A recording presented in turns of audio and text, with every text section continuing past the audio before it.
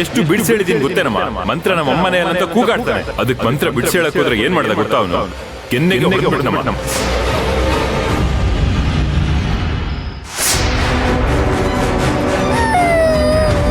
ಅಕ್ಕ, ರಾಘವ್ ತುಂಬಾ ಅಳ್ತಿದ್ದಾನೆ. ಫೋನಲ್ಲಿ ಮಾತಾಡೋದ್ ಬೇಡ, ನಾನು ಅಲ್ಲಿಗೆ ಬರ್ತೀನಿ. ಇಷ್ಟೊತ್ತಲ್ಲಿ ಬೇಡಮ್ಮ, ನೀನ್ ಯಾಕೆ ಬರ್ತೀಯ? ಸುಮ್ಮನೆ ನಿಮ್ಮ ಅಣ್ಣಂಗೆ ಗೊತ್ತಾದ್ರೆ ಅದು ಬೇರೆ ತೊಂದರೆ ಆಗುತ್ತೆ.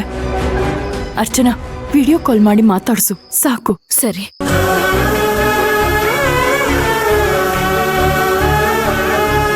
ಒಂದ್ ನಿಮಿಷ ಇರು ಪುಟ್ಟ, ಶಾಂತಿಮ್ಮ ಫೋನ್ ಮಾಡ್ತಾಳೆ.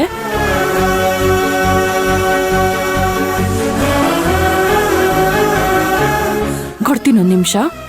ತಗೋ ಅಮ್ಮ, ಶಾಂತಿಮ್ಮ.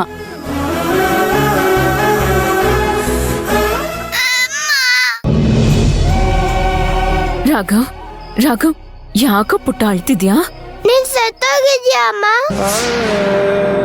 ಇನ್ಮೇಲೆ ಬರೋದೇ ಇಲ್ವಾ ನೀನು? ಹಾಗಂತ ಅಪ್ಪನು ಮಂಡ್ರ ಮಿಸ್ ಹೇಳ್ತಾ ಇದ್ರಮ್ಮ. ಅಮ್ಮ ಹೇಳಮ್ಮ, ನೀ ಶಾಂತಿ ಅಮ್ಮನ ಅರ್ಚನಾ ಅಮ್ಮನ? ಪುಟ್ಟ ಪುಟ್ಟ, ಇಲ್ಲಿ ನೋಡು, ಅರ್ಚನಾ ಅಲ್ಲ ಪುಟ್ಟ, ನಾನ್ ಶಾಂತಿನೇ. ನಿಮ್ಮಮ್ಮ ಶಾಂತಿನೇ ಪುಟ್ಟ.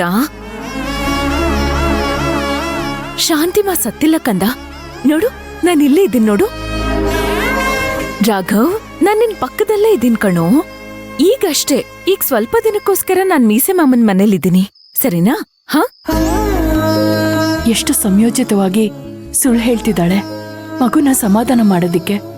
ಅಮ್ಮ, ನೀನ್ ಯಾಕಮ್ಮ ಅಮ್ಮನಲ್ಲಿದ್ಯಾ? ಇಲ್ಲಿ ನನ್ನ ಹತ್ರ ಬಾಮ್ಮ. ರಾಘವ್ ಹತ್ರ ಬಾಮ್ಮ. ನಮ್ಮ ಮನೆಗ್ ಬಂದ್ಬೂರಮ್ಮ ನೀನು. ಅಪ್ಪನು ನೀನ್ ಬರಲ್ಲ ಅಂತ ಹೇಳ್ತಾ ಇದ್ದಾರೆ, ಅದೆಲ್ಲ ಸುಳ್ಳಲ್ವಾ ಅಮ್ಮ? ಇಲ್ಲ ಕಂದ, ನಾನ್ ಖಂಡಿತ ಬರ್ತೀನಿ.